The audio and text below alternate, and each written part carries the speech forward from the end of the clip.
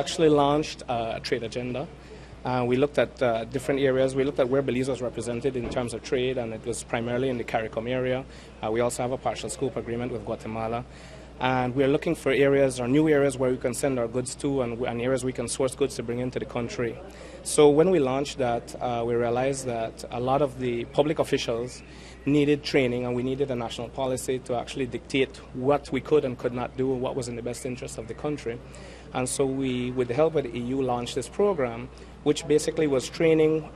We focused it on training and facilitation in terms of looking at Belize's relationship with Mexico. But we also engaged with El Salvador and engaged with a few other countries at this time. So we've basically prepped the entire public and private service system to be able to go out and look at the areas where Belize can benefit through trade arrangements. We're not looking at competition at a regional level in CARICOM. I'm looking at a global level of competition. Our goods need to be worldwide. Our goods need to be up to standard. Most of the exporters are producing quality standard goods. They're being packaged right, they're being exported.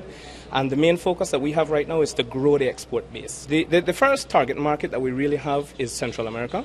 Obviously because of the proximity, obviously because we have terrestrial borders that we can get goods across the border right now. One of the misconceptions is that you need government to do trade. Trade is actually taking place with the Central American countries right now without a trade agreement or without some sort of special preferential access. What we're trying to do now is to secure that special preferential access, and then we'll move on from there, strategically looking at different countries that we can benefit from. The most recent trade statistics from SIB shows that there's a widening in the gap of exports and imports. Does the policy cover this and trying to close the gap? Well, I don't think there's any denying that there's a trade imbalance. I think that one of the areas that we need to look at really is that we have always looked at it in a matter of trading goods. We're now looking at trading services, investment potential, and other areas that we can actually benefit.